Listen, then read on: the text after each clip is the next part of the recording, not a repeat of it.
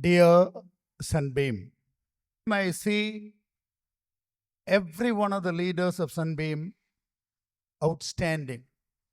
And I'm sure the applause, the clappings that all these leaders have again and again received from the audience will provide an impetus, encouragement for all of you around, I think it's more than 1,500. Titans and Spartans alone, around 700. A big number. I'm so happy that there is huge motivation taking place straight away on the day of investiture itself. Listening is difficult. And that too, to listen to meaningful things is rather difficult. Our school people leader was mentioning about one of the most important qualities of a leader. So Delin was telling that he would try to be a leader who would go the way and show the way. And that is exactly what a good leader is all about.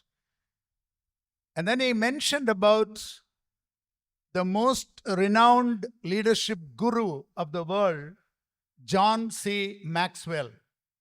Every one of you should Google and find out about John C. Maxwell. He's written more than 150 books. He's flown to more than 300 countries of the world. Every nook and corner of the world has been invited, honored, listened to, and appreciated.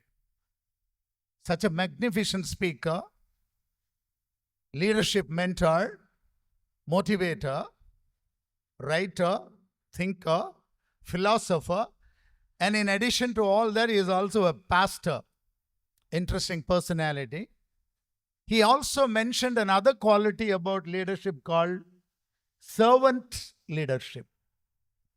He said the final level of the greatest of achievements that a leader can aspire for would be possible only when the leader is ready to be not only a leader, but also a servant. And that gets me reminded of the greatest of heroes of the world, Henry Ford, the founder of the Ford Car Company, which is the biggest car company of the world. Henry Ford was noted as one man who would get down to any level in the conveyor belt system. Even if there was one screw, one nut going wrong in one corner of the assembly unit of the car, he had the heart to get down, go there, bend, bow, sit, kneel, set it right, and pass a nice smile to the worker there, pat him on his back, and encourage him. So the greatest of leaders of the world have been servant leaders. I take this as an opportunity to convey it as a special message to all these leaders sitting on the stage now, that they would serve better if they could be servant leaders. Means what? I strongly believe that every one of the leaders sitting here, more than 30 in number, have promised or pledged themselves to serve the students' community of Sunbeam. Not just to lead, not with an air of arrogance. Because as you know, human beings are the only one which have got the greatest of quality of being able to empathize, to smile, to communicate, and also evolve. A dog doesn't become a horse. A tree doesn't become a fox. But a man with absolutely nothing, insignificant,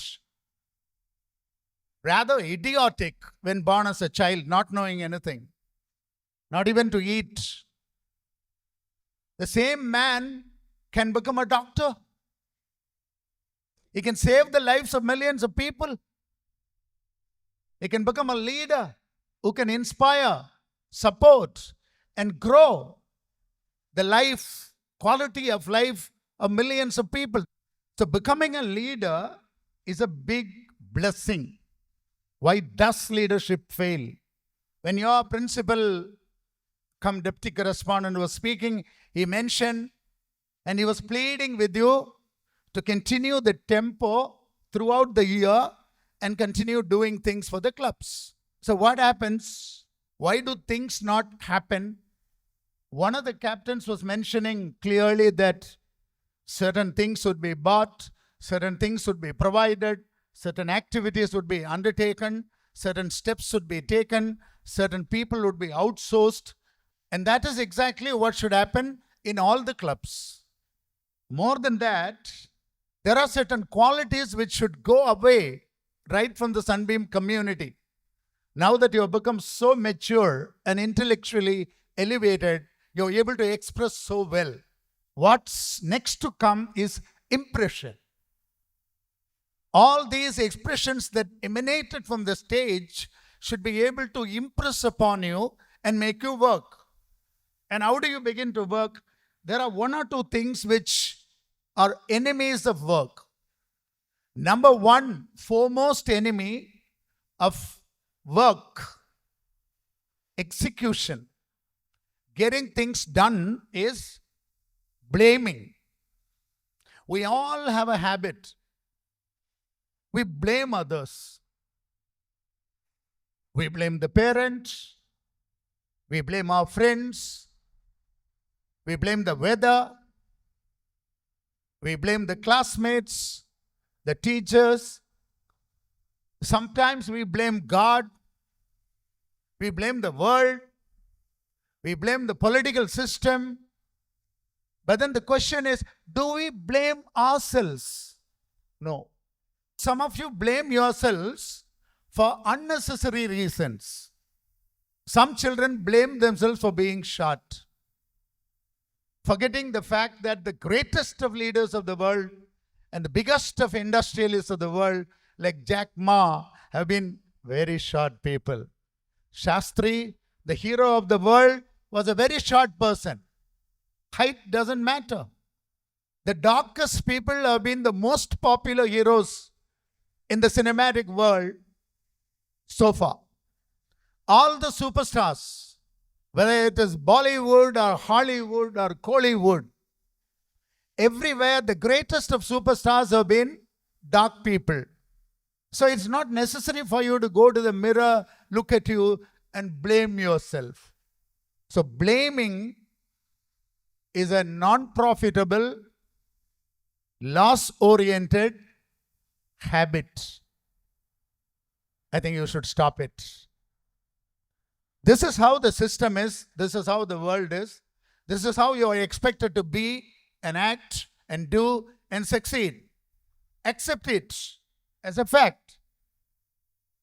Daily habits, whether you are short or tall or fair or dark, whether you consider yourselves intelligent or dull, knowledgeable or ignorant, daily habits can make you into a champion. For example, if somebody decides today to wake up at 5 o'clock from tomorrow, by the way, how many of you are waking up at 5 o'clock in the morning? Oh, such a huge number. Is it true? Thank you. Thank you very much. I never knew that there are so many people waking up at 5 o'clock. So I think the job is done. All clubs will succeed. All houses will win. Everything about Sunbeam would become remarkable if so many people wake up at 5 o'clock in the morning. It's a remarkable thing to wake up before the whole world wakes up. Get time in the morning. And when you wake up, please do one thing. Do something on a regular basis. You want to become healthy? You want to become strong, active, be youthful, capable. You want to learn and pick up certain traits, skills.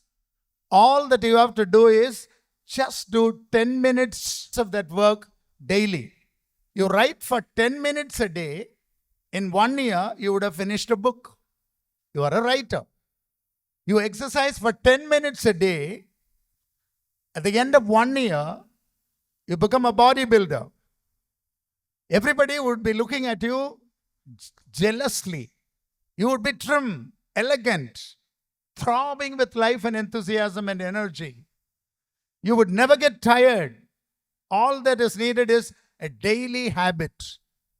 The same is the case with all these clubs and activities. There must be a thought process going on about bringing about success to your clubs on a daily basis. Same with inter-house activities and competitions also. Please think of it daily. There is a proverb which is actually wrong. I'm sure you all would have heard this proverb. Rome is not built in a day. Have you heard? Rome is not built in a day. So that means it's a lame excuse for people to say that you can't get anything done immediately, that you will have to work over a long period of time and then only expect results. But the question is, when do you begin? And that is why that proverb can be rewritten as Rome is not built in a day, but Rome is built every day. Hello? Rome is built every day. So man is built every day. Schools are built every day. Jobs are built every day. Achievements are built every day. Success is built every day.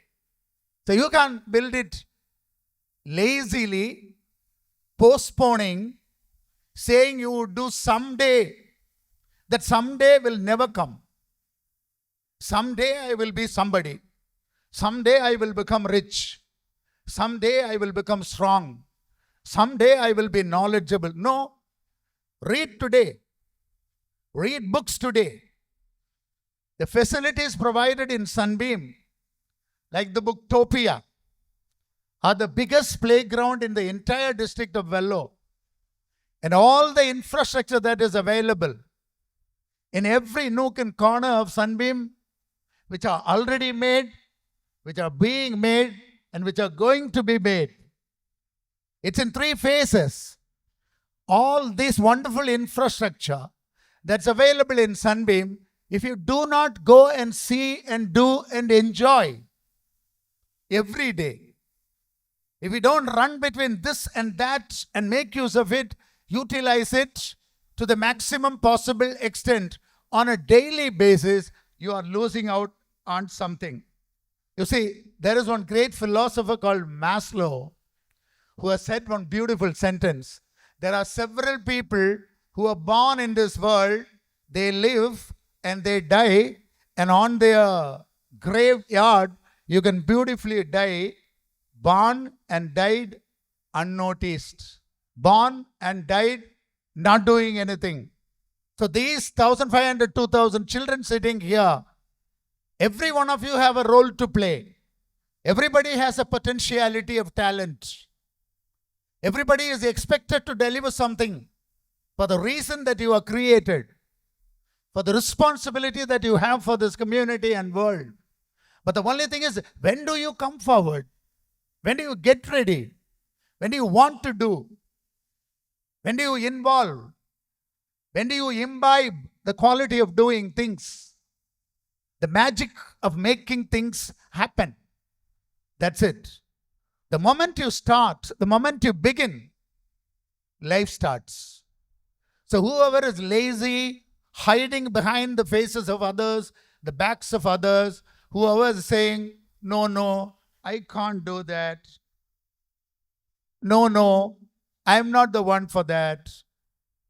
So those are the people who are wasting their life at any cost, at any situation.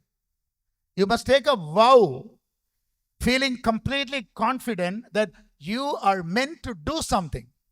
All of you can't dance, all of you can't sing, all of you can't write, all of you are not mathematical wizards, but every one of you have got something. Try. You may like it.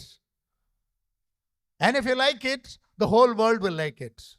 You ask any of the top accomplishing, achieving heroes of the world, any top person, including APJ Kalam. So Dr. Kalam said he loved everything he did. He never planned to be the President of India. Right from childhood, from throwing newspapers in the houses and getting 1 anna, 2 annas, to the school, to the college, to the university, to several universities and research centers, to the atomic station, wherever he went, he liked what he did. So if you can also learn to like what you do, you will be liked by the world. You can become the President of India. If somebody who is so simple, insignificant, who sprang from nowhere, if somebody like Dr. APJ Abdul Kalam can become the President of India, every one of you sitting here can aspire, can feel confident to become the President of India. In fact, all the buds sitting here should bloom. I get reminded of the words of a fantastic poet, Thomas Gray, who says, "Full many a gem of purest ray serene, the dark unfathomed caves of ocean bear. Full many a flower is born to blush unseen and lay waste its sweetness in the desert air." Simple meaning, there are so many flowers which blossom in the corners of the desert who are not noticed, whose fragrance has not been appreciated, who have not been adorning anything, who just blossom and die off. That should not be the case with any Sunbeamian. Every one of the Sunbeamians sitting here must be great. Every one of you should become a classic success. And that's what I wish as your beloved chairman. Thank you very much.